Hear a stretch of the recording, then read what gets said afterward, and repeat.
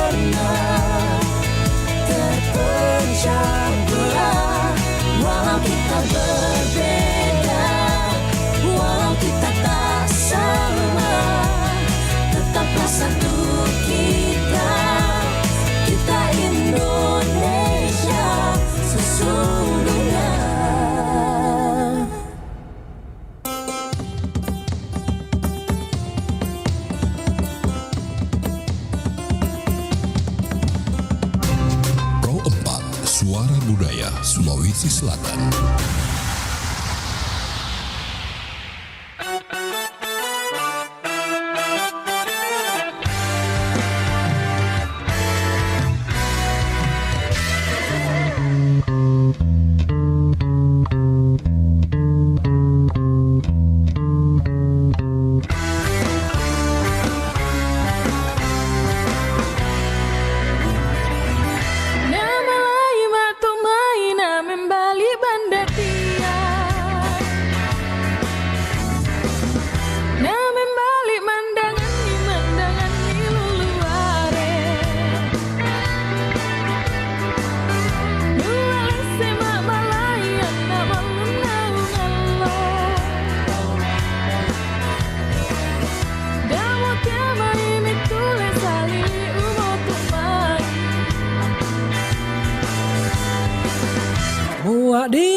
kaeri lalapangin wangi Anari pari kanata ada pangana maidi Ilo pangino mapadai saranyawa Ngopi alu peirai susah dia leta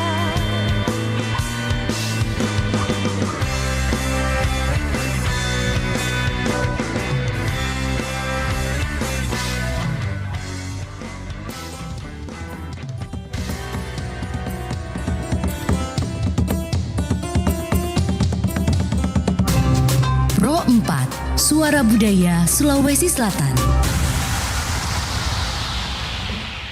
Assalamualaikum warahmatullahi wabarakatuh dan selamat siang sahabat budaya di mana saja berada. Kita bersama di siang hari ini di obrolan tematik RB pengendalian inflasi dan alhamdulillah kita sebentar akan bicara tentang tren inflasi 2025 dan dampaknya terhadap masyarakat juga perekonomian Sulawesi Selatan. Ada sudah bersama kita narasumber Bapak Hasyando Ginsar Manik. Beliau adalah ekonomi ahli kantor perwakilan Bank Indonesia Provinsi Sulsel. Kita menyapa beliau. Assalamualaikum, selamat siang Pak Hasyando. Waalaikumsalam warahmatullahi wabarakatuh. Selamat pagi Bu Anti. Masih pagi ya, jam 11 ini. Baik Pak, terima kasih sudah hadir bersama kami di hari ini yang pasti juga kita bicara tentang pengendalian inflasi. Nah kita tahu Pak di tren inflasi di tahun 2025 dan dampaknya terhadap masyarakat ini terutama perekonomian ya di Sulawesi Selatan dan pastinya juga ini mengajak kita bahwa inflasi itu membuat masyarakat juga ya daya belinya kurang begitu ya Pak Ando. Nah baik Pak Ando, kita ke pertanyaan yang pertama dulu terlebih dahulu. Ini bagaimana Bapak menggambarkan inflasi itu secara sederhana, inflasi dan juga mengapa inflasi itu penting untuk kita perhatikan begitu. Ya, terima kasih Ibu atau Mbak Anti nih? Mbak Anti saja, Mbak Anti Pak, ya. ya. Kepada juga seluruh pendengar RRI Pro Makassar, Pro 4 ya. Makassar 92,5 FM. Iya. Inflasi ya, secara definisi itu adalah persentase kenaikan harga barang dan jasa secara umum ya, yang terjadi secara kurun waktu tertentu ya. Jadi dia merupakan agregasi dari kenaikan harga barang dan jasa. Ya, kalau hanya 1-2 belum tentu disebut inflasi, tapi inflasi itu adalah kumpulan persentase kenaikan harga barang dan jasa secara umum. Nah, inflasi ini dihitung oleh Badan Pusat Statistik ya. Jadi ada ratusan komoditas yang menjadi sampling BPS yang dihitung secara setiap bulan untuk kemudian menjadi angka inflasi bulanan. Nah, kenapa inflasi itu penting? Ya, karena itu merupakan indikator kesehatan dari suatu ekonomi di daerah. Ya. Jadi inflasi itu kalau terlalu tinggi, ya, itu memberatkan bagi masyarakat, ya, karena dia kan masyarakat cenderung penghasilannya kenaikannya tidak setinggi kenaikan inflasi, ya, apalagi untuk masyarakat yang kenaikan income-nya atau pendapatannya lebih rendah dari inflasi itu terbebani karena dia harus membayar lebih mahal dari yang sebelumnya. Betul. Sementara bagi yang kalau inflasinya terlalu rendah, itu tidak menjadi insentif bagi produsen atau pelaku usaha untuk memproduksi lebih banyak.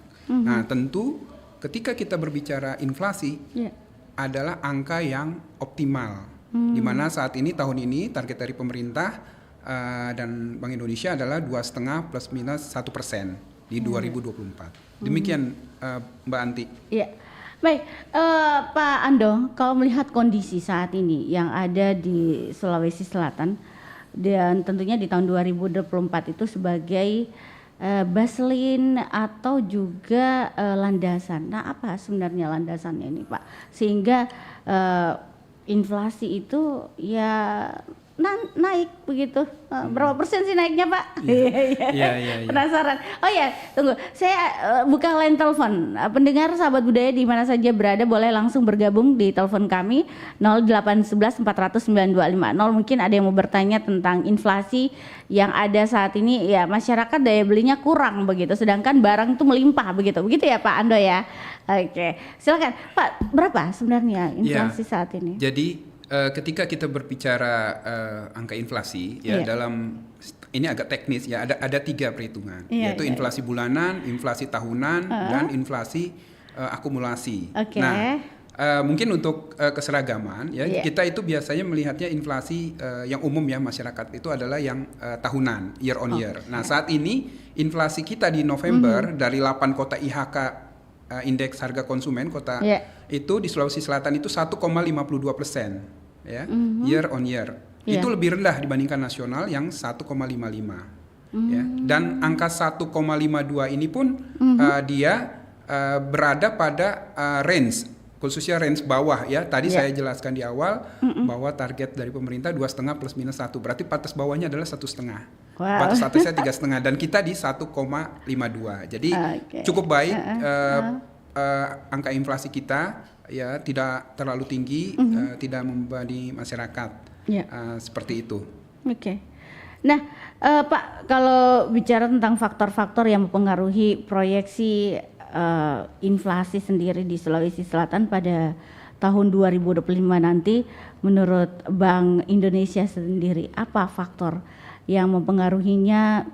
Harga komoditas global, kebijakan pemerintah mungkin dan lain-lainnya ini. Ya, baik. Nah, memang untuk tahun 2025 ini ya kalau beberapa pandangan ya itu memperkirakan bahwa angka inflasinya itu masih di range target yang saat ini, yaitu jadi kita upayakan agar tetap di angka 2,5 plus minus 1% ya. Walaupun ada juga yang mungkin kalau sekarang dia di batas agak di bawah ya, sekarang mungkin agak di tengah ya, mungkin 2,5 atau 2 seperti itu di range itu. Tapi kita berupaya agar angka itu tetap di range itu karena itulah yang paling baik bagi perekonomian nasional termasuk di Sulawesi Selatan ya. Kita nggak mau terlalu tinggi tapi terlalu rendah pun sebaiknya jangan ya, apalagi kalau terlalu rendah itu di bawah 1,5% ya. Nah, faktor-faktor inflasi di 2025 itu tentu ada beberapa, ada yang bersumber dari global ya, sektor eksternal ya, karena apa yang terjadi di luar sana akan berpengaruh terhadap perekonomian nasional dan juga perekonomian Sulawesi Selatan. Contohnya apa? Contohnya adalah perkembangan geopolitik ya, geopolitik di apa itu Pak? Perkembangan geopolitik itu adalah misalkan yang terjadi di pertikaian atau perselisihan negara-negara di luar, misalkan di Timur Tengah seperti itu ya, sehingga kemudian ketika mereka berselisih jalur distribusi terganggu karena ada beberapa komoditas yang saat ini masih kita datangkan dari daerah itu. Nah, lalu lintasnya terganggu, produksinya terganggu di negara itu. Nah, itu akan meningkatkan harga. Seperti itu ya. Itu dari global ya. Komoditasnya itu seperti gandum ya. Di sini ada ya, kita menjadi tepung terigu ya, itu masih datangkan dari luar negeri. Kedelai ya atau gula. Nah, itu kalau itu masih berlanjut, katakan itu cukup beresiko untuk meningkatkan tekanan inflasi. Nah, kalau di nasional, pemerintah itu sudah mengeluarkan beberapa kebijakan ya, khususnya di fiskal yang akan berdampak ya yang akan berlaku di 2025 ya. Ada yang sudah efektif berlaku, ada yang sudah memang akan formal dilakukan, ada juga yang masih sementara usulan ya. Yang kita catat ini ada misalkan kenaikan PPN 12% ya, kemudian kenaikan beberapa komponen dari pajak kendaraan bermotor ya, kemudian ada usulan kenaikan cukai minuman berpemanis ya. Nah, itu akan, kalau itu disetujui tentu akan naik harganya itu ya, karena nggak bisa harga cat harga minuman pemanis chai time biasa itu akan jadi naik gitu. Kemudian juga ada cukai rokok, cukai rokok ya. Rokok ya Pak ya. Iya, cukai rokok itu juga akan meningkat ya, walaupun kenaikannya tidak setinggi tahun 2024. Nah, itu juga berpengaruh secara nasional. Nah, di daerah sendiri ya, itu ada misalkan kenaikan memang bagus di satu sisi, yaitu kenaikan upah minimum provinsi atau upah minimum kota ya. Itu meningkatkan daya beli masyarakat ya. Tapi di sisi lain juga itu memberikan tekanan terhadap harga barang dan jasa ya. Itu nggak apa-apa selama dia dari sisi pasokannya bisa menyesuaikan dari sisi permintaannya. Mungkin itu ya. Faktor-faktor lain bisa saja ada ya, misalkan kebijakan pemerintah daerah kita belum tahu ya, misalkan terkait dengan tarif kesehatan, sekolah. Nah, itu belum tahu ya.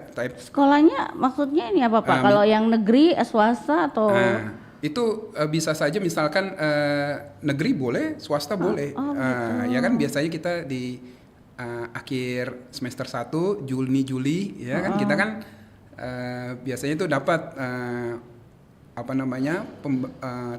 pembayaran uang sekolah untuk 1 tahun ke depan. Nah, itu bisa saja ada kenaikan. Tapi memang kalau yang konteks ini adalah dari sisi pemerintah ya, yang diatur oleh pemerintah untuk yang atau tarif air minum. Nah, itu bisa begitu. juga tarif sekolah negeri itu bisa mungkin.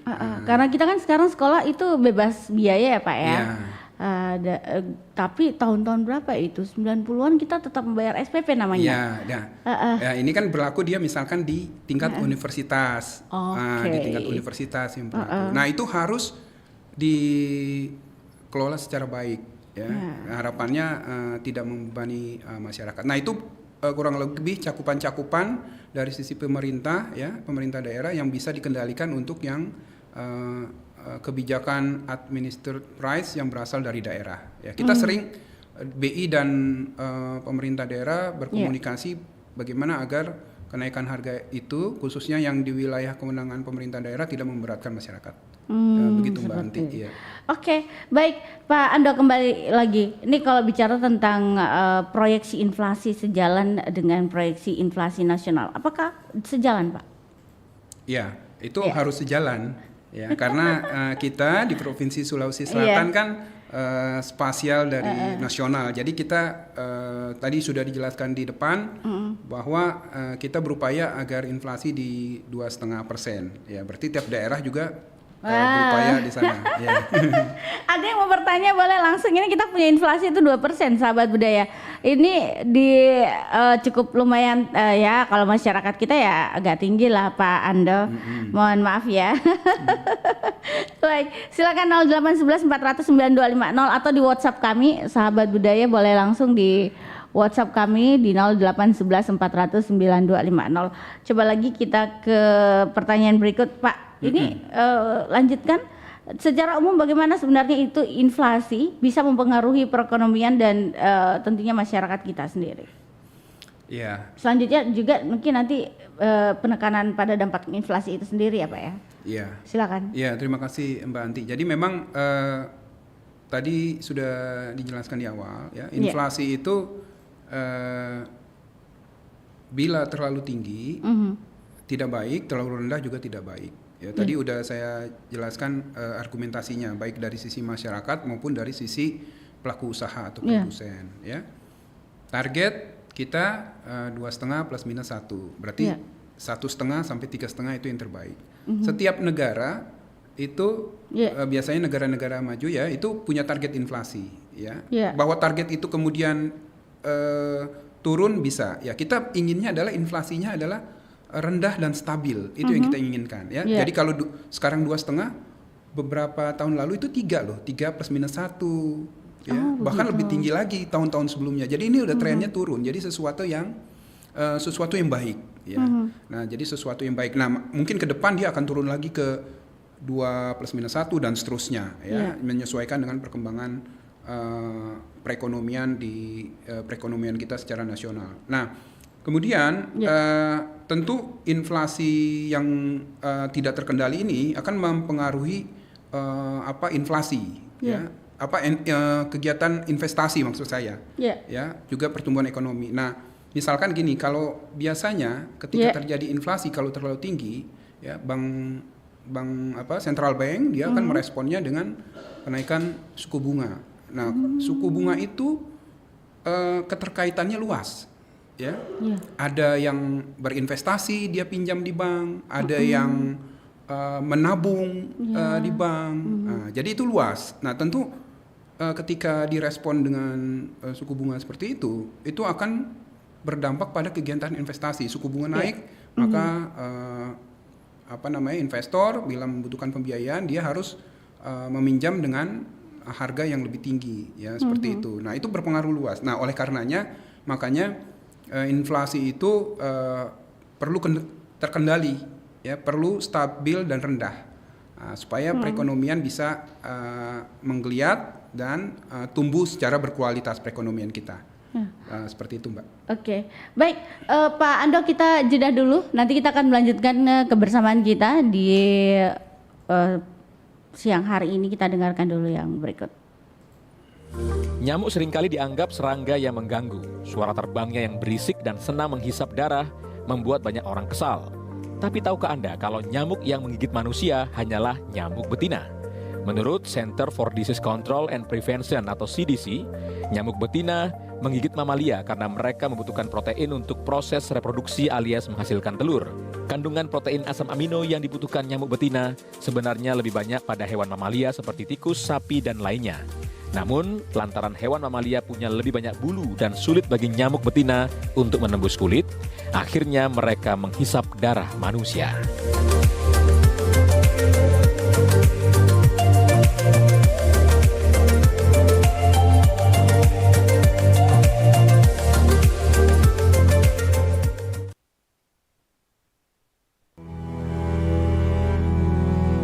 Ya, awalnya saya cuma coba-coba. Ya, akhirnya keterusan. Gak nyangka saya, Pak. Ya itu, diiming-iming bunga rendah. Nyesel saya, Pak. Hutang saya kok bisa sebanyak ini? Saya sampai diteror, terus pakai diancam-ancam segala lagi. Ya, ia tergiur dengan kemudahannya sih, Pak. Cuma modal KTP doang sudah bisa cair dalam beberapa jam. Parahnya lagi, data pribadi saya sampai kesebar loh kemana-mana.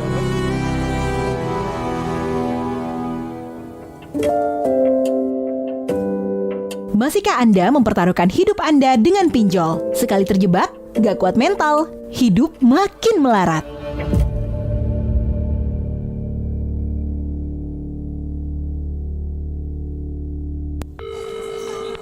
Halo, Mak. Sudah ada uang pembayaran UKT-ku? Belum ada, Nak. Sabar-sabar Ki dulu, nah. Sekarang lagi naik harga pupuk sama harga barang. Jadi, Mak, kapan ada uangnya? Karena minggu depan sudah mau bayar UKT di kampus. Iya, Nak. Insya Allah Mama kirimkan Ki kalau sudah ada, Mina. Oh iya, Mak. Bagaimana ini, Dil?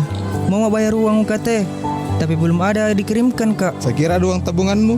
Pakai itu mau dulu. Tapi sisa itu sudah tidak ada uang harianku kalau dipakai itu tabungan. Duh, makanya hemat-hemat kok. Inflasi tinggi, saatnya berhemat.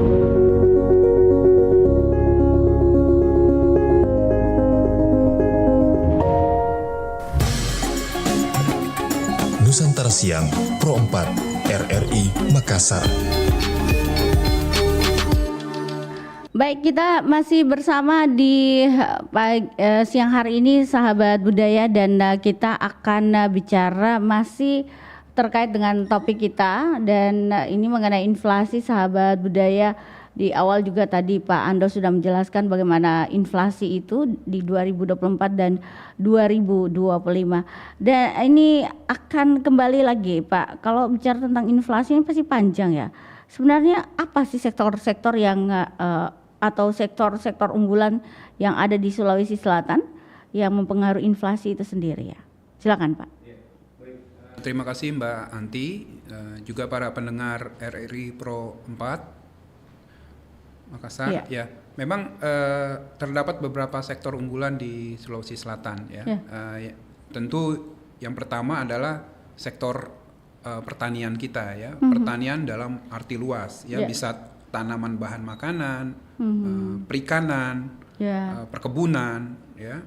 Itu merupakan sektor unggulan kita. Kenapa disebut unggul? Karena dia pangsanya atau sumbangannya besar terhadap perekonomian, ya, termasuk besar, dan juga banyak mempekerjakan masyarakat kita di sektor tersebut. Ya, itu merupakan sektor-sektor unggulan dari Sulawesi Selatan. Ya, misalkan untuk tanaman bahan makanan kita bisa ada padi, ya, jagung, misalkan gitu. Kemudian untuk perikanan banyak, ada ikan tangkap, layang, cakalang dan seterusnya, serta perkebunan ada coklat dan kelapa seperti itu. Oke, baik Pak Ando, ini sektor-sektor tadi yang Bapak jelaskan itu semuanya termasuk bahan pokok ya Pak ya, yang terjadi ini Pak sampai terjadi inflasi itu? Oh, jadi yang pertanyaan sebelumnya tadi adalah sektor unggulan. Ya, sektor unggulan itu adalah sektor yang menjadi daya ungkit perekonomian kita. Nah, bagaimana dampak dari inflasi terhadap sektor itu? Ya, kalau kita coba tanyakan, ya tentu boleh dibilang bahwa inflasi itu kan terjadi karena keseimbangan antara penawaran supply dan permintaan demand itu belum ketemu di titik yang pas. Ya, artinya contohnya gampangnya itu banyak orang membutuhkan suatu komoditi tertentu daripada yang dipasok sehingga harganya naik. Betul. Nah, jadi kemudian dia terbentuklah inflasi ketika itu terjadi di banyak komoditas. Ya. Jadi inflasi terbentuk karena ketidakseimbangan supply demand. Ya. Nah, kalau ditanyakan sektor mana yang lebih rentan terhadap kenaikan harga atau inflasi, ya tentu adalah sektor-sektor yang menurut kita itu bukan istilahnya compulsory, ya bukan utama. Ya misalkan sektor apa? Tersier berarti, ya tersier ya. Sektor pariwisata, pariwisata ini banyak ada transportasi udara, ya jasa-jasa. Nah itu tentu kebutuhan yang tersier. Yang bisa kita kurangi ketika harganya naik, ya kan gitu ya. Tapi kalau untuk sektor kebutuhan pokok, mau nggak mau kita akan tetap membeli walaupun harganya naik.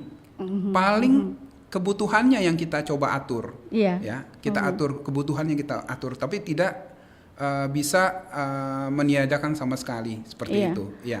Oke, baik Pak. Ini kalau ada lagi yang mungkin kaitannya dengan sektor-sektor unggulan di Sulawesi Selatan. Sebenarnya bagaimana inflasi itu diprediksi dan mempengaruhi sektor-sektor di tahun 2025? Apakah sektor yang rentan tadi Bapak sempat bilang dan justru resilient atau tangguh di sini? Contohnya tadi Bapak sudah bilang pariwisata, perikanan, pertanian. Nah, UMKM belum disinggung. Pesawat pun katanya dengar-dengar ini, dengar-dengar sih Pak, akan diturunkan tarifnya. Akan ya. Semoga perjalanan kita bisa keliling Indonesia ya Pak ya. Kalau turun gitu, karena harga pesawat lumayan, apalagi libur panjang gitu ya Pak ya. Iya betul ya. Boleh nanti jelaskan, silakan Pak Anda. Iya, memang kalau kita berbicara bagaimana inflasi mempengaruhi sektor atau subsektor ekonomi, ya tentu itu dikaitkan tadi sama yang saya sebutkan prioritas kita. Ya kita tahu ada kebutuhan primer, sekunder, tersier. Ya primer lah, itu kan pasti menjadi kebutuhan dasar kita, sehingga itu ketika harganya naik berusaha kita penuhi. Ya tapi kalau untuk sektor tersier itu mungkin kita bisa menguranginya atau mungkin tidak lakukan untuk saat ini. Ya saat ini ya.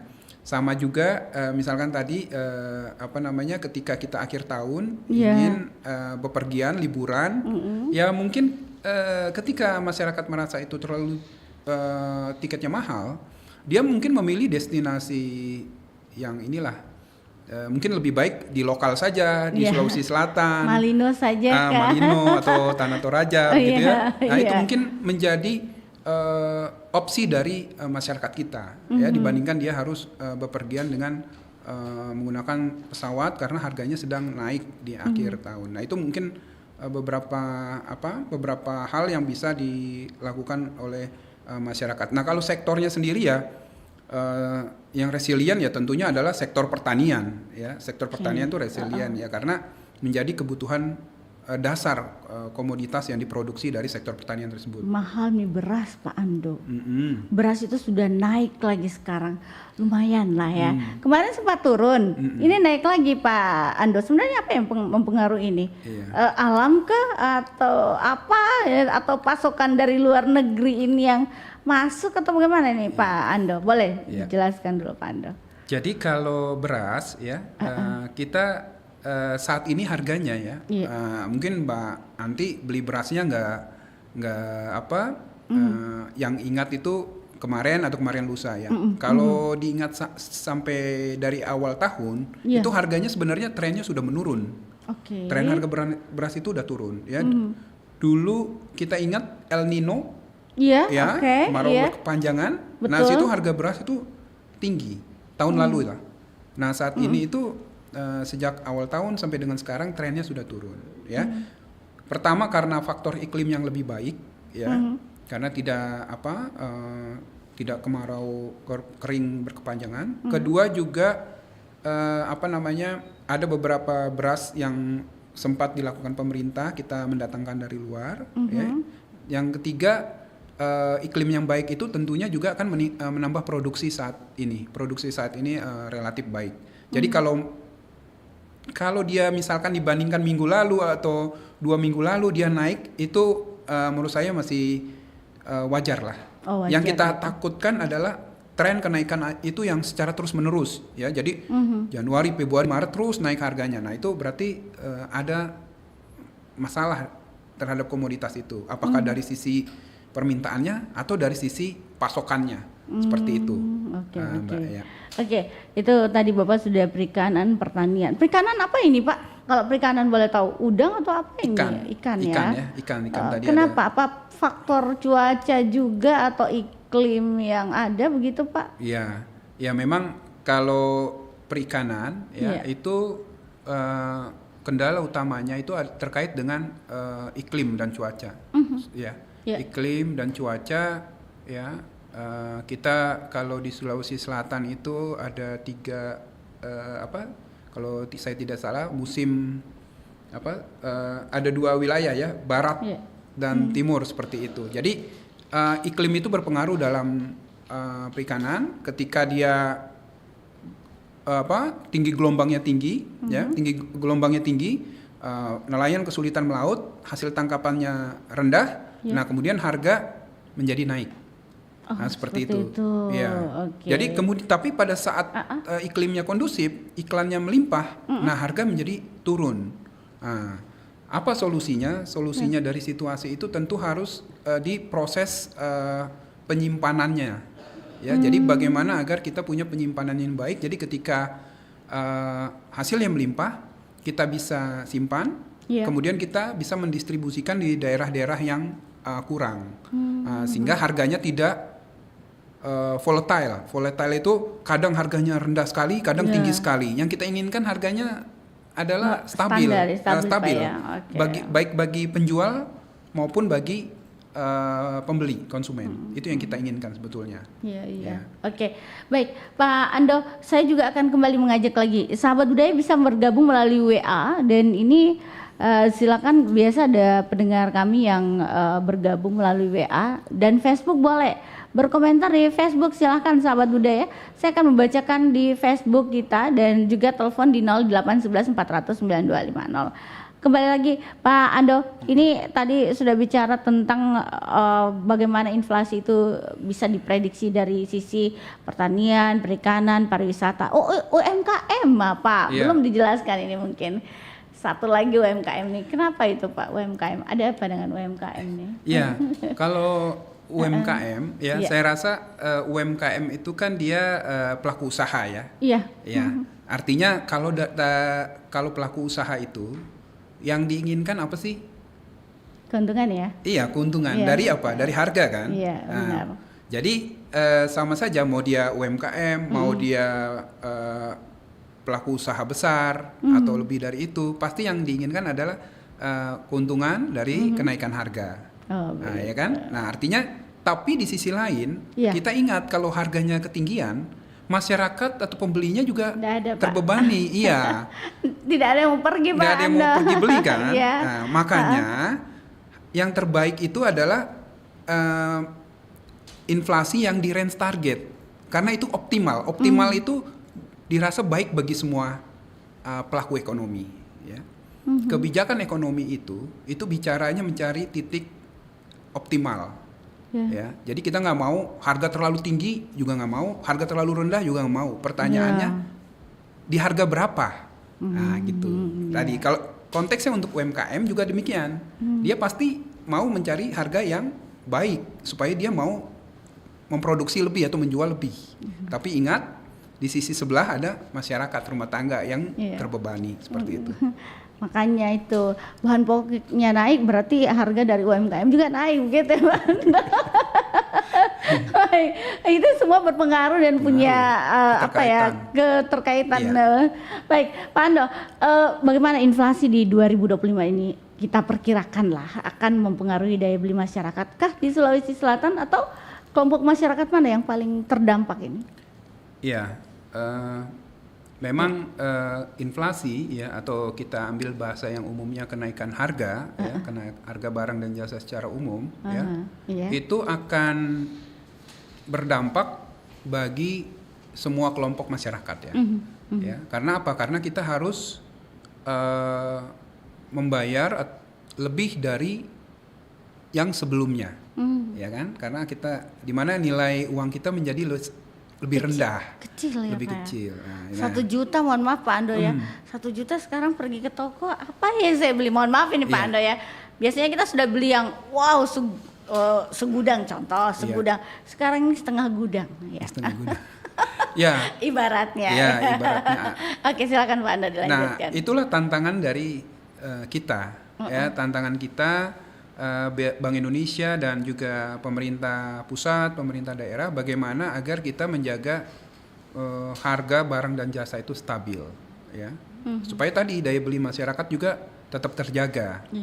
Nah, namun kalaupun tidak bisa kita kalaupun inflasi itu harus terjadi, ya memang yang terdampak besar itu adalah masyarakat yang rentan, kelompok masyarakat miskin. Atau menuju miskin ya. Karena kan dia penghasilannya kemungkinan besar kenaikan penghasilannya atau income-nya itu tidak lebih tinggi dari kenaikan inflasi. Iya dong. Pengeluarannya dia kenaikannya lebih tinggi daripada kenaikan gajinya. Nah, itu kan akhirnya semakin berat beban kelompok ini. Pendapatan lebih rendah daripada ini ya Pak ya, pengeluaran ya. Iya. Besar pasak daripada tiang. Iya, persentase kenaikan ini harganya, pengeluarannya kan. Iya. Nah, itulah makanya kembali lagi upaya pengendalian inflasi itu penting, khususnya bagi masyarakat kita kebanyakan supaya daya beli mereka itu bisa kita jaga. Ya. Ya, kalau untuk kelompok masyarakat menengah atas mungkin tidak dampaknya agak kurang ya, agak kurang ya, karena kan mereka punya sumber alternatif income, ya sehingga tidak terlalu dirasakan. Tapi bagi masyarakat kelas bawah, nah itu inflasi itu sangat penting dan harus kita coba kendalikan seperti itu Mbak Anti. Oke, baik. Jadi ini menengah ya Pak ya yang berdampak bawah, ke bawah ya. Ya. Oke, baik Pak. Bagaimana kenaikan harga barang dan jasa itu bisa mempengaruhi pengeluaran rumah tangga, terutama untuk kebutuhan pokok nih? Iya, ya saya rasa itu logis ya. Tadi saya sudah jelaskan bahwa inflasi atau kenaikan harga ya itu akan menyebabkan masyarakat mengeluarkan uang lebih tinggi dari yang sebelumnya. Ya otomatis ketika terjadi kenaikan harga, pengeluaran kita bertambah. Ya, bertambah. Sehingga kita kemudian terbawa ya, kalau penghasilan kita kenaikannya tidak setinggi inflasi, harus menentukan prioritas. Ya, apa yang menjadi prioritas kita? Ya, apakah kebutuhan pokok sudah pasti, ya kan. Kemudian pendidikan anak kita, seperti itu. Ya tentu yang di luar dari yang pokok atau primer, sekunder, tersier ya kita harus kurangi seperti itu. Itu yang harus dikurangi ya Pak Ando ya. Ya, kalau tentang strategi masyarakat dalam menghadapi inflasi untuk menjaga daya beli, adakah diskusi yang perlu dilakukan nih Pak? Di tingkat masyarakat? Boleh, masyarakat juga, mungkin pemerintah juga pemerintah, Pak. Karena ini kan golongan yang mengambil keputusan ya, kebijakan ya Pak ya.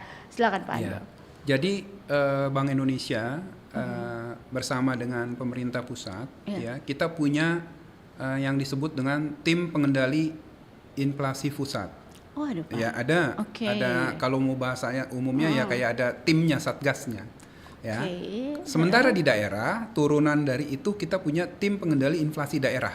Oh ada juga. Ada juga. Jadi kami Bank Indonesia bersama dengan pemerintah provinsi, ya disebutnya tim pengendali inflasi daerah TPID tingkat provinsi. Berarti provinsi sama kami Bank Indonesia di tingkat kabupaten kota juga ada TPID-nya. Ada timnya. Nah di situ ada unsur dari dinas-dinas terkait, ya dinas pertanian, dinas ketahanan pangan, dinas perindustrian, ya dinas koperasi, ya Bulog. Nah itu tergabung dalam tim itu, termasuk Bank Indonesia. Ya berarti kita secara rutin mengadakan pertemuan untuk kita kemudian berdasarkan data yang ada mencoba untuk melakukan program-program, ya melaksanakan program-program bagaimana pengendalian inflasi itu bisa kita kendalikan. Ya kalau di Sulawesi Selatan cukup aktif, ya kita secara 3 tahun terakhir selalu mendapatkan TPID Award, ya disebut dengan TPID Award, ya. Dari pemerintah pusat atas keberhasilan kita dalam pengendalian inflasi di Sulawesi Selatan maksudnya? Di Sulawesi Selatan. Kita menjadi juara. Iya. Nah, itu 3 tahun berturut-turut seperti itu. Alhamdulillah. Ya, juga ada beberapa kabupaten kota, ya, misalkan Kabupaten Bone juga sama 3 tahun berturut-turut juara dalam pengendalian inflasi di tingkat kabupaten kota di Sulawesi. Nah itu jadi itulah kurang lebih bentuk kontribusi TPID kita dalam upaya pengendalian inflasi yang dipimpin oleh Pak Gubernur Sulawesi Selatan dan juga disupport oleh stakeholder lainnya termasuk dari Kepala Perwakilan Bank Indonesia Sulawesi Selatan. Iya. Oke, Pak, apa peran Bank Indonesia sendiri dalam mengendalikan inflasi? Adakah kebijakan-kebijakan apa? Atau adakah kebijakan-kebijakan yang ditempuh oleh Bank Indonesia sendiri? Iya. Nah, jadi ini saya terangkan dulu juga bahwa inflasi itu berdasarkan penyebabnya bisa bersumber dari beberapa faktor. Tadi kita belum bahas nih di depan. Jadi kenaikan harga itu bisa bersumber dari sisi permintaan. Dorongan permintaan itu artinya semakin banyak orang yang membeli. Iya dong, makin banyak yang beli, harga naik. Iya, betul. Nah, kemudian dari sisi penawaran atau supply, kalau produksinya turun karena gangguan iklim atau gangguan distribusi, barangnya kurang, harga naik juga kan? Nah, itu bedanya ya, sisi permintaan, sisi penawaran atau supply. Dan yang terakhir dari sisi ekspektasi. Jadi kita berekspektasi bahwa harga akan naik ke depan sehingga kita membeli lebih daripada yang kebutuhan kita seharusnya. Itu juga bisa. Iya, biasanya itu terjadi di periode-periode hari raya. Iya kan? Penumpukan begitu ya Pak ya. Menampung membeli lebih dari yang dibutuhkan. Nanti itu seharusnya berlebihan ya. Iya. Kenapa itu, perilaku Pak? Itu harusnya tidak lakukan. Kalau ada komunikasi kita, biasanya kita sering lakukan ya, menginformasikan bahwa pasokan itu cukup sehingga masyarakat tidak perlu membeli lebih dari yang kebutuhannya. ya gitu kan. Nah itu juga. Jadi ada 3 tuh. Iya. Nah ya. Okay. Nah kemudian yang dilakukan Bank Indonesia ya untuk yang sisi permintaan ya itu erat kaitannya dengan perbaikan income ya. Itu biasanya sisi permintaan itu ditangani oleh Bank Indonesia di pusat ya, disebutnya dengan kebijakan moneter melalui suku bunga ya. Teorinya adalah ketika terjadi inflasi ya, teorinya nih kemudian harga naik ya, inflasi kan naik. Nah, direspon dengan kenaikan suku bunga ya. Nah, kenapa harus itu dilakukan? Supaya masyarakat yang tadinya ingin berbelanja ya, kalau berbelanja lagi kan berarti tekanan inflasinya naik lagi kan, padahal udah inflasi. Nah, itu mereka punya pilihan untuk menyimpan dananya di bank. Karena bunganya sedang tinggi, saya menyimpan aja, saya nggak mau berbelanja atau berkonsumsi. Nah, sehingga harapannya itu menekan penurunan harga karena permintaannya turun, karena uangnya lebih banyak disimpan di bank karena memberikan imbal hasil yang tinggi ya, bunganya lagi bagus nih gitu. Gitu ya. Oh, itu permainan saham juga bisa begitu. Bukan permainan saham, memang mekanismenya begitu. Jadi untuk inflasi yang disebabkan dari sisi permintaan, instrumennya itu di Bank Indonesia di pusat. Ya, instrumennya adalah tadi dengan melakukan kebijakan suku bunga. Biasanya itu disebutnya suku bunga acuan kita BI 7 days repo rate, seperti itu. Ya, ada. Nah, ada di pusat. Nah, untuk yang sisi penawaran, sisi supply, nah baru kita berkoordinasi dengan pemerintah daerah. Itulah peran dari BI di daerah. Seperti apa contohnya? Misalkan produksinya turun, produktivitasnya turun nih, padi kita. Nah, berarti kita BI dan pemerintah daerah tergabung dalam TPID, ya, tim pengendalian inflasi daerah, berkolaborasi mencari solusi dari bagaimana kita bisa meningkatkan produktivitas padi kita. Seperti itu, ya. Atau komoditas yang lain. Nah, kita kolaborasi, ya. Atau misalkan kayak El Nino kemarin, bagaimana caranya agar kita mengatasi kekeringan. Nah, kita kasih masukan kepada pemerintah daerah, mereka yang mengeksekusi. Ya, karena memang peran kita di daerah itu sebagai mitra dari pemerintah daerah. Jadi yang eksekusi itu pemerintah daerah. Nah, atau misalkan dari sisi lain pasar murah. Pasar murah kan banyak ya. Iya, benar. Tahun lalu sampai sekarang kan? Iya, dekat-dekat Lebaran itu. Mudah-mudahan mau Lebaran. Natal juga ada pasar murah ya. Iya, Pak Andre. banyak. Iya, ya. Kalau sekarang kita punya MDC, Mini Distribution Center. Kita menghadirkan dari BI sendiri Pak ya ini. Kerjasama sama Disperindak. Kota Makassar. Ada di 5 pasar tradisional kita. Di situ buka ada truk inflasi, harganya terjangkau. Di 5 pasar tradisional di Kota Makassar. Di mana saja Pak itu? Bocoran lah supaya kita bisa antri beli di sana ya. Udah jalan hampir berapa bulan dari awal tahun. Ya di pasar Pabaeng-Baeng, pasar Terong. Ada 5 Bu. Tinggal pergi aja setiap hari seminggu sekali, Senin atau Selasa. Begitu bisa, ya. Di setiap pasar-pasar tersebut. Dengan komoditinya itu beras, kemudian telur boleh, telur juga terus ada minyak goreng. Kita kolaborasi antara Bank Indonesia, Disperindak Kota Makassar, dan juga Bulog. Sudah ada Bulog. koordinasi seperti itu. Jadi siapa berperan apa, kita sama-sama supaya harga jual komoditas tersebut, kebutuhan pokok masyarakat itu menjadi terjangkau. Seperti itu. Baik. Nah, Pak, bagaimana masyarakat sendiri dapat berkontribusi dalam menjaga stabilitas harga? Itu tadi yang Bapak bilang, apakah memang harus nyimpan terus di bank, terus tidak perlu beli barang yang dirasa tidak penting? Ya, tentu upaya masyarakat dalam menjaga stabilitas harga adalah dia membeli sesuai kebutuhan, bukan keinginan. Jangan diborong maksudnya. Iya. Ibu-ibu biasanya borong Pak. Iya. Makanya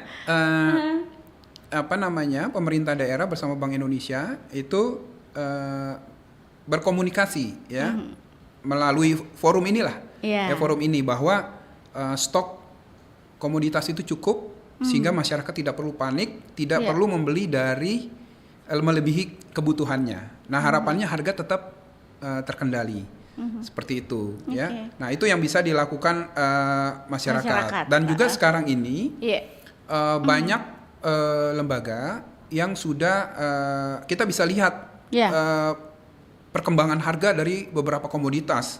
Jadi dengan Contohnya, era Pak? digitalisasi itu bisa kita lihat, misalkan contohnya di website Bapanas, dia memiliki harga panel harga Bapanas. Kemudian di Kemendak dia punya SP2KP. Kemudian di Bank Indonesia punya PIHPS. Jadi itu bisa kelihatan rata-rata harga di hari atau minggu tertentu, setiap minggu, tiap hari.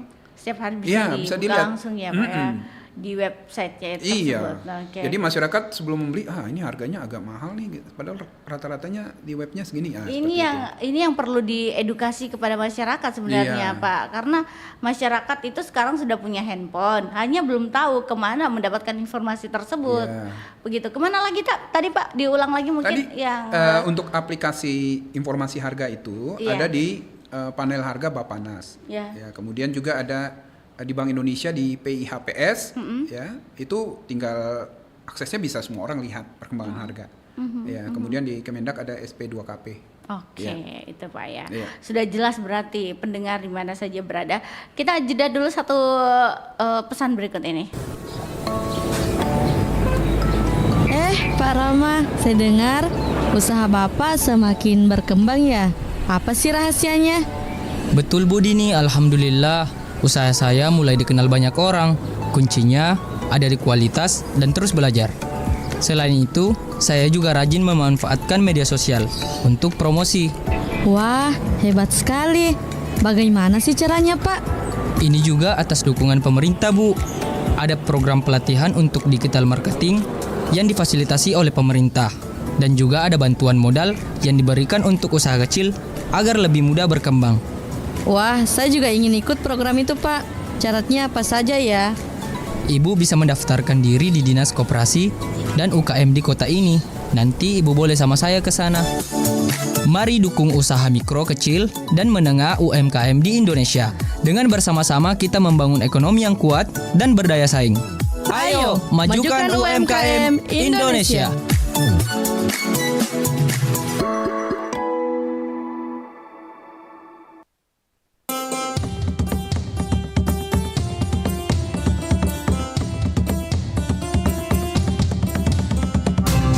Pro 4, Suara Budaya Sulawesi Selatan. Masih melanjutkan perbincangan kita tentang inflasi, sahabat budaya di mana saja berada. Nah, kita masih menanti ya penelpon 0811 400 9250. Ini satu edukasi buat masyarakat tentang inflasi itu seperti apa. Dan ke narasumber kita kembali. Pak Ando, kalau bicara tentang langkah-langkah apa yang perlu dilakukan pemerintah daerah untuk pelaku usaha tentunya dan masyarakat demi meminimalkan dampak negatif inflasi itu sendiri. Ya, terima kasih Mbak Anti. Ya, ini sekarang kita bicara bagaimana meminimalkan atau mitigasi dampak inflasi. Ya, dampak ada inflasi. Ya dampak negatifnya juga ya Pak ya? Ada dong. Tadi kan kita sudah jelaskan inflasi itu kalau harganya kenaikan harganya tinggi sekali, membebani masyarakat kan. Iya. Nah itu berarti ketika itu terjadi apa yang harus dilakukan oleh pemerintah kan, seperti itu kurang lebihnya ya bersama Bank Indonesia. Ya tentu yang pertama adalah pemerintah itu memberikan penyaluran program bansos, bantuan sosial ke masyarakat ya bagi kelompok yang membutuhkan lah, kelompok rentan ya miskin. Nah itu perlu dibantu ya. Kita banyak pemerintah memberikan program-program bantuan sosial atau bantuan pangan ke masyarakat yang terdampak ketika inflasi itu tinggi ya. Untuk tahun ini memang inflasinya rendah ya. Tadi saya jelaskan di depan. Jadi tidak terlalu terlalu terdengar. Tapi periode-periode sebelumnya tahun lalu itu pemerintah pusat melakukan berbagai program bantuan sosial itu. Nah, kemudian hal lain yang bisa dilakukan yaitu adalah kalau inflasi terjadi ya tentu kita mencari alternatif dari komoditas yang kita sebagai pengganti komoditas yang kita butuhkan. Ya, itu contohnya itu misalkan ya kalau misalkan kita padi ya mungkin kita harus cari alternatif konsumsi lain ya. Memang nggak mudah sih itu memang. Ya, alternatif variasi dari konsumsi karena orang senang makan beras, ya kan? Belum makan kalau belum makan nasi gitu kan? Nah, orang Indonesia Pak orang Anda. Indonesia. Kalau orang bule roti cukup Indonesia, ya Iya. perutnya harus diisi karung Pak. Padahal sebetulnya banyak alternatif lainnya. Tadi Mbak Anti juga jelaskan kalau di sana di luar itu jarang kita ketemu nasi, justru kan kentang gitu kentang, kan, roti, gandum ya Pak ya.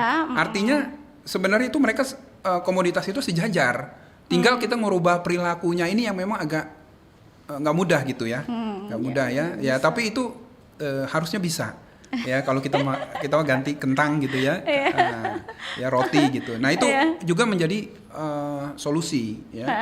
Kemudian tentu yang terakhir adalah kembali lagi kita mengkonsumsi sesuai kebutuhan bukan keinginan ya. Jangan berspekulasi gitu. Kalau udah mau deket hari raya nih, langsung borong. Nah, itu nggak bagus perilaku itu.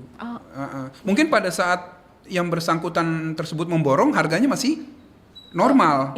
Tapi bagi masyarakat lain yang membeli setelahnya harganya sudah naik dan dia akan terdampak.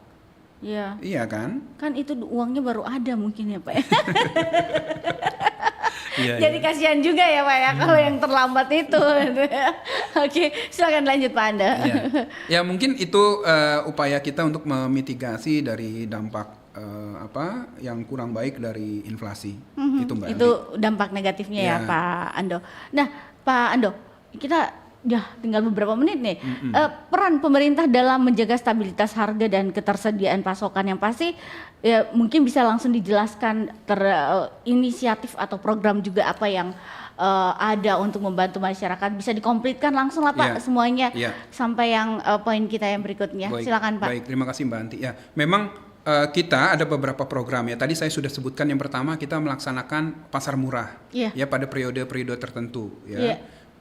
Ketika harga meningkat atau terjadi inflasi. Yang kedua kita punya yang MDC, toko-toko di pasar-pasar tradisional ya, karena disitulah masyarakat kita pertama kali membeli. Jadi kita kalau melakukan intervensi harga di pasar tradisional. MDC ini tidak hanya di Makassar, ada di Parepare, ada di Bulukumba ya, kemudian juga ada 4 kabupaten kota lain juga sudah menerapkan, sehingga harapannya masyarakat mudah menjangkau tempat lokasi yang penjualan harga terjangkau. Kemudian yang berikutnya ada juga kita pernah memanfaatkan yang disebut dengan program kita sebut SIPEPA. Apa itu Pak? SIPEPA itu jadi kita tahu kalau Mbak Anti pernah dengar ada Sampurna Retail Community SRC, toko kelontong. Yang ada ya. Ada Pak. Di toko-toko warung kelontong. Nah, tahun lalu atau 2 tahun lalu itu kita memanfaatkan jaringan mereka untuk kita mendistribusikan kebutuhan pokok. Sehingga kenapa kita memanfaatkan jaringan mereka supaya kita bisa menekan harga distribusinya. Ya, sehingga nanti harapannya komoditas itu langsung dibeli atau jatuh ke masyarakat. Tidak boleh dijual lagi ke tempat lain. Jadi jaringannya banyak mereka buka toko mereka jual beras, jual minyak goreng, jual telur, langsung kolaborasi antar toko kelontong ini dengan Bulog. Ya, jadi kan Bulog itu jaringannya sudah ada beberapa cabang, tapi ini ditambah lagi dengan kehadiran mereka masuk ke pelosok, sehingga harganya akan menjadi lebih terjangkau di masyarakat. Nah itu juga ada program-program kita. Kemudian yang terakhir yang baru-baru ini adalah kita launching website Neraca Pangan. Neraca Pangan ini penting karena kita bisa melihat satu daerah di Sulawesi Selatan itu, kabupaten atau kota, komoditas A itu dia posisinya surplus atau defisit. Oh, ini ajakan ya untuk bagaimana masyarakat itu bisa mendapatkan informasi, Pak? Bukan, ini untuk kepentingan pemerintah sebetulnya. Oke, ajakannya juga nanti ya Pak ya? Iya, sekalian. jadi mereka nanti mengupdate datanya, misalkan beras di kabupaten tertentu atau kota tertentu, dia surplus atau defisit. Kalau surplus, berarti dia berlebih dari kebutuhan masyarakat di daerahnya, sehingga itu layak untuk kerjasamakan antar daerah dengan daerah lain di Sulawesi Selatan. Bisa dikasih ke tempat lain ya, ke daerah lain ya Pak ya? Okay. Karena program kerjasama antar daerah itu didasarkan pada data, dan data itu sekarang kita digitalisasi dalam web, sehingga bisa akses. Jadi nanti bagi pemerintah provinsi juga kebijakannya berdasarkan data, jadi bisa tepat gitu. Nah itu juga kita launching namanya aplikasinya Sigap Sultan ya, bisa dilihat sih bagi kita pengambil kebijakan BI dan pemerintah daerah, sehingga lebih tepat sasaran ketika daerah A sama daerah B coba kerjasama antar daerah komoditas A. Padahal dua-duanya surplus, nggak cocok, atau dua-duanya defisit, itu kan nggak cocok, harus yang surplus dan defisit. Nah itu juga upaya BI dalam pengendalian inflasi bersama pemerintah. Nah, untuk yang lain ya, misalkan untuk terdampak inflasi, ya tentu pemerintah punya tadi yang saya jelaskan di awal, bantuan sosial pangan, kemudian juga pemerintah juga beberapa program penciptaan lapangan kerja padat karya, kemudian juga melakukan pelatihan agar masyarakat bisa meningkatkan skillnya sehingga bisa memperoleh pendapatan lebih baik dari yang sebelumnya. Demikian Mbak Anti. Jadi bagaimana ajakan Pak Ando untuk masyarakat itu bisa memantau informasi ekonomi dari sumber yang terpercaya? Gimana itu Pak? Nah, bagi masyarakat ya mungkin pesan kami dari Bank Indonesia yang pertama itu adalah agar kita bijak dalam berbelanja sesuai kebutuhan bukan keinginan. Kemudian juga yang kedua kita bisa memanfaatkan informasi-informasi yang ada terkait itu, khususnya terkait perkembangan harga, ya sehingga kita itu tidak berekspektasi harganya ternyata normal kok.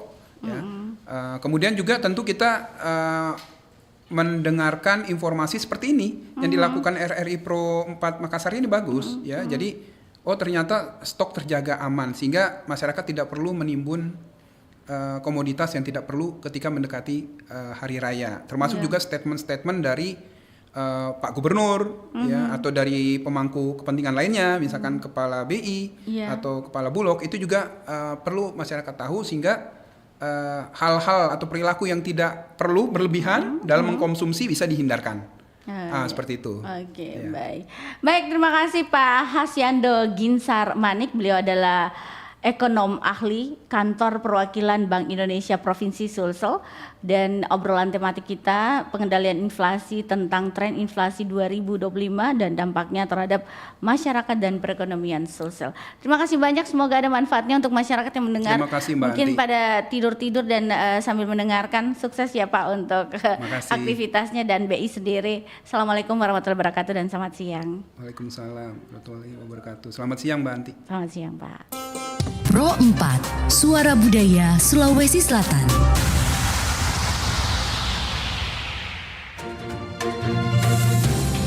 Kabar Ratna Pro 4